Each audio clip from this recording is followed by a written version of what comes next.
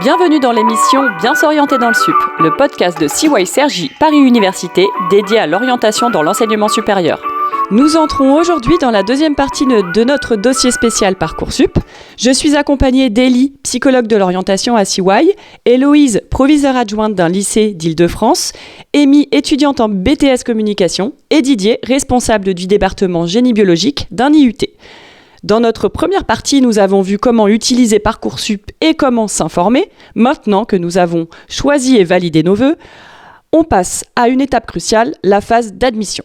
Élie, quel type de réponse peut-on recevoir sur Parcoursup ? Alors, pour les réponses de Parcoursup, vous allez recevoir différentes natures de réponses. Soit c'est oui, soit c'est non, soit c'est en attente, soit c'est oui, si. Alors, qu'est-ce que c'est un oui, si ? C'est oui, à condition que.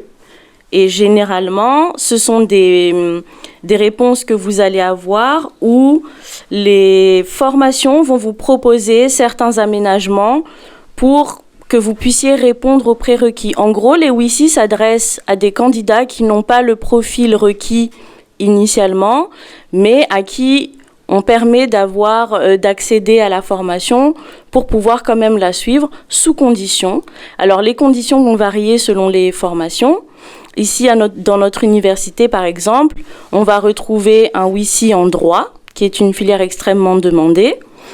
Et là, les conditions peuvent varier chaque année, mais globalement, il y a des entretiens, il y a une obligation d'assister à des conférences, il y a aussi l'obligation d'aller sur certaines plateformes Internet pour pouvoir se former, notamment en français pour la rédaction, par exemple.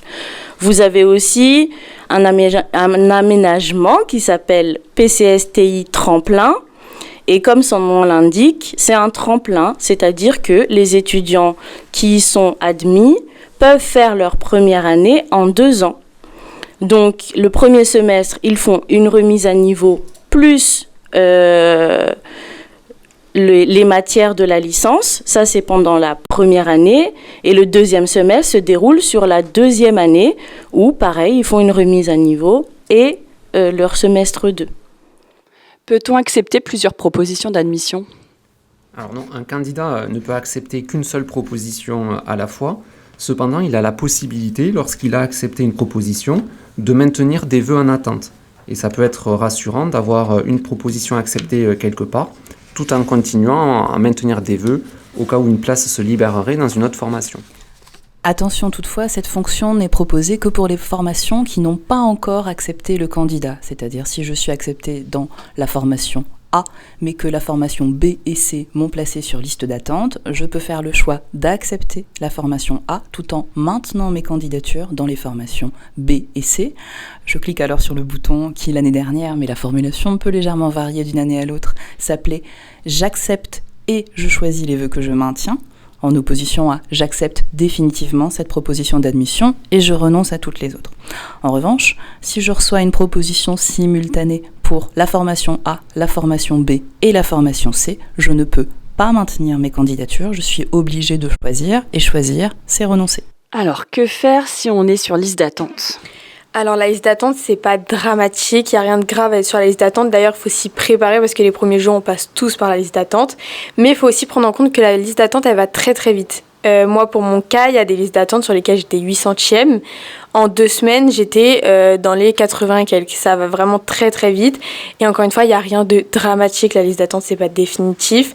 Et les vœux, ça remonte très vite. Donc, c'est pas grave. Ne pas paniquer si on est sur la liste d'attente.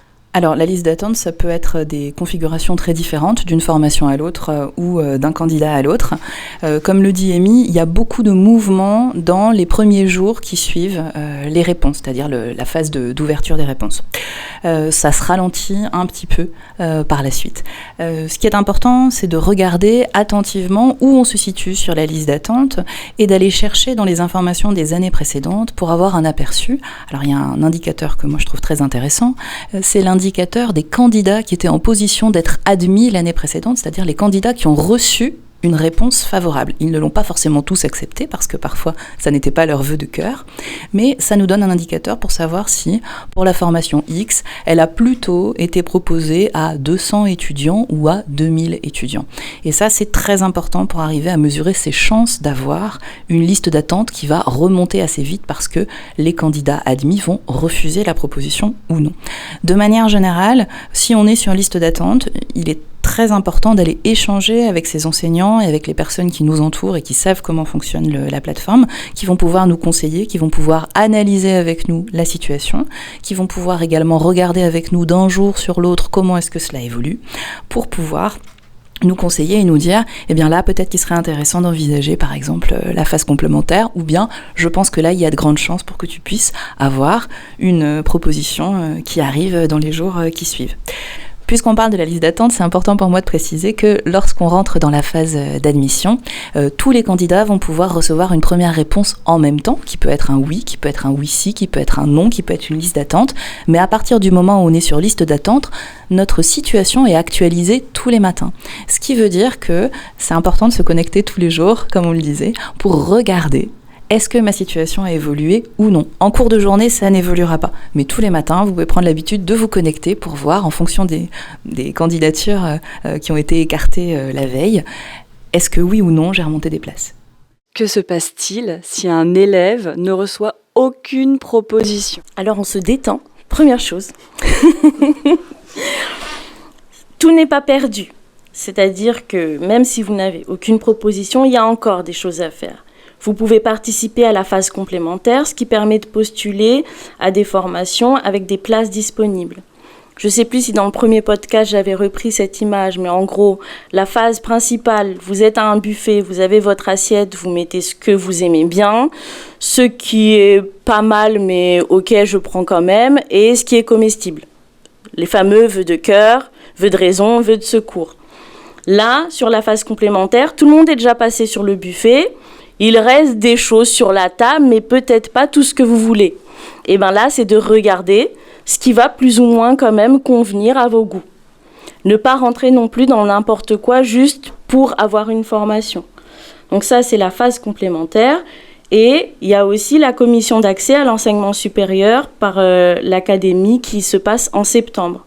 Ça aussi, vous pouvez faire appel à l'AKS, donc à la commission, pour essayer de vous trouver une place. Et je souligne que pour qu'ils puissent vous trouver une place correspondant à ce que vous voulez, il y a une rubrique quand vous faites votre dossier où vous devez expliquer justement qu'est-ce que vous voulez le plus. Puisque comme je l'ai dit précédemment, alors il n'y a pas de classement de vos vœux. Par contre, pour vous, il y a sûrement des préférences. Et donc, c'est important dans cette rubrique, quand vous compléterez votre dossier, de marquer quelles sont vos préférences et quels sont les critères importants pour vous. Et pour la phase complémentaire, pour revenir sur ce sujet-là, les gens qui ont postulé en phase principale et si votre projet il a bougé entre mars et juin, vous avez aussi la possibilité de postuler en phase complémentaire si jamais c'est plus la formation que vous aviez mis en mars qui vous plaît le plus. Et si, bien sûr, il est présent sur la plateforme à ce moment-là. Quels sont les délais pour répondre aux propositions ? Alors, ce qui est compliqué, c'est que le délai peut varier d'un moment à l'autre. Généralement, lors des sessions précédentes, quand nous entrions dans la phase d'ouverture, les élèves avaient plusieurs jours, 3 ou 4 jours en général, pour répondre aux propositions d'admission. Pour certains élèves, on se retrouve avec 6, 7, 8 propositions d'admission différentes et il faut tout de suite n'en retenir qu'une. C'est la raison pour laquelle, en général, on laisse un délai un petit peu plus important. Par la suite, le délai est en général de 48 heures, ce qui est relativement court. Et une fois qu'on est en phase complémentaire, il y a une accélération puisqu'on peut passer à une réponse qui est attendue dans la journée. Donc le conseil le plus important, c'est je me connecte tous les jours, je vérifie ma situation tous les jours, j'active les notifications. Bien évidemment, dès la création de mon dossier, je veille à renseigner une adresse email à laquelle j'ai accès, dont je connais le mot de passe par cœur et pas uniquement parce qu'il est enregistré sur mon téléphone ou sur mon ordinateur. Et je fais en sorte de rester joignable par téléphone également, puisque certaines formations peuvent contacter par téléphone pour proposer un entretien, d'autres peuvent envoyer un email ou un courrier par voie postale. Et je prends cette habitude de regarder Parcoursup tant que je ne suis pas inscrit définitivement, puisque même quand on a eu une proposition d'admission, par la suite, on a encore des choses à faire après l'avoir acceptée sur Parcoursup, comme par exemple télécharger un document pour pouvoir aller s'inscrire dans son centre de formation. Sur le délai de réponse là, pour les propositions, la vie continue, même si Parcoursup est stressant, la vie autour, elle continue. Peut-être que les familles veulent partir en vacances et il n'y en a qu'un dans la famille qui attend les réponses Parcoursup. Donc attention au départ en vacances. Trop souvent, il n'y a pas la connexion, il y a une déconnexion complète. Et en fait, Parcoursup ne va pas attendre. C'est pour ça qu'on parle des délais, c'est vérifier à ce que là où vous allez, dans votre destination, vous ayez une connexion Internet correcte afin de pouvoir répondre quand même aux formations. Sur chaque proposition d'admission que l'on reçoit, il y a une date avec une heure d'expiration. Réponse à formuler avant le. Il est particulièrement important de regarder quelle est l'heure limite d'acceptation ou de refus de la proposition. Heure de France. Voilà, heure de France, effectivement, heure de Paris, et donc d'apporter la réponse.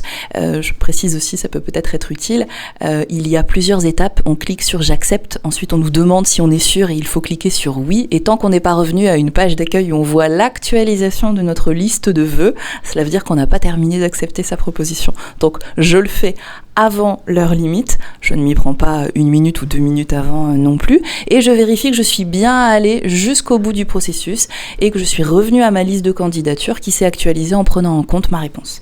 Parfois, on est dans la situation où beaucoup d'étudiants sont connectés en même temps sur la plateforme Parcoursup. C'est un grand classique lors de l'ouverture des réponses. On ne peut parfois pas accéder à la plateforme dans les premières heures d'ouverture. Pas de panique, je réessaie un petit peu plus tard et donc je me prévois toujours une petite marge de sécurité pour pouvoir formuler ma réponse. Que se passe-t-il si je ne réponds pas à une proposition ? Si aucune réponse n'est donnée, c'est-à-dire qu'il n'y a aucune action de votre côté, le vœu sera perdu. On part du principe que si le délai a expiré et que vous n'avez pas agi, c'est que ça ne vous intéresse pas. Donc il libère la place pour un autre candidat qui serait plus intéressé. Et comment gérer plusieurs propositions ? Alors ça, c'est une des issues assez idéales, c'est avoir le choix du roi. Ça veut dire que votre stratégie a marché. Et là, il faut évaluer chaque proposition en fonction de vos intérêts, les critères importants pour vous, la distance par exemple, le prestige de l'établissement si c'est un élément important pour vous. Il y a aussi les objectifs professionnels. Pour gérer les propositions, je conseille aussi de construire un tableau où vous mettez les avantages, les inconvénients de chacune des propositions et est-ce que ce sont des critères importants pour vous comme avantages, comme désavantages ? Parce que une fois que vous signerez et que vous serez dans cette formation-là, si vous n'avez pas bien réfléchi, vous pourriez regretter votre choix. Donc là, c'est le moment de se poser. Ok, il y a un délai, super, mais c'est pas une bombe qui va exploser. Donc, on se pose, on prend une feuille de papier et on pose le pour et le contre pour se décider. Je pense que c'est quelque chose qui est très important et surtout, on peut aussi consulter ses proches, consulter les gens autour de vous. Si vous n'êtes pas confortable avec les parents, ce qui peut s'entendre, consultez peut-être des conseillers, des professionnels de l'orientation. Il y en a, vous avez accès à des CIO. Et bien évidemment, n'hésitez pas à demander conseil à vos professeurs principaux. Ellie, quel message souhaiterais-tu laisser aux parents pour conclure cet épisode ? Alors, pour conclure, j'ai bien compris que Parcoursup, c'était le cauchemar de toutes les familles. Parfois, ça l'est aussi un peu pour nous. Mais ce qu'il faut garder en tête, c'est que quand vous avez peur de quelque chose, il ne faut pas hésiter à aller se renseigner sur cette chose qui vous fait peur. Prenez le maximum de renseignements. Aujourd'hui, il y a beaucoup de choses qui sont déployées pour plus de transparence sur Parcoursup. Il y a aussi des événements où vous pouvez rencontrer les humains qu'il y a derrière Parcoursup. Donc venez dans les journées portes ouvertes, les enseignants sont là pour répondre à vos questions.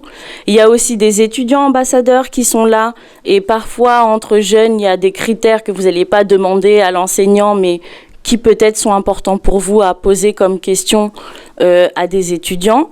Donc ça, c'est aussi important. Et puis, Parcoursup, les enjeux, l'avenir, tout ça peut aussi créer parfois des conflits dans les familles. et je l'entends parfaitement. Donc, il ne faut pas hésiter à faire appel à des personnes extérieures. En effet, il y a les professeurs principaux, il y a des personnes dans les établissements qui sont là pour vous accompagner, que ce soit parents ou élèves. Souvent, ce qui peut poser souci, c'est pas le message que vous donnez les parents, c'est pas que vos enfants ne veulent pas vous écouter, c'est parfois juste le messager. Si votre patron vous dit que vous êtes désordonné, vous n'allez pas le prendre de la même façon que si c'est votre meilleur ami qui vous dit que vous êtes désordonné. Vous n'allez pas le prendre de la même manière. Vos adolescents peuvent aussi le prendre de cette manière-là. C'est-à-dire que ça ne va pas résonner pareil si c'est vous, parents, qui le dites. Et bien souvent, nous, les professionnels de l'orientation, on donne des conseils similaires aux vôtres, mais juste parce qu'on est en dehors de ces enjeux-là, on va être peut-être plus écoutés. Et donc, comme notre objectif à tous est l'épanouissement de ces jeunes, je pense qu'il est important de pouvoir aussi passer la main quand on n'y arrive pas. Élie, Héloïse, Amy et Didier, je vous remercie infiniment pour votre présence sur ces 2 épisodes. J'espère sincèrement que vos conseils aideront les lycéens et leurs parents à être plus sereins sur Parcoursup.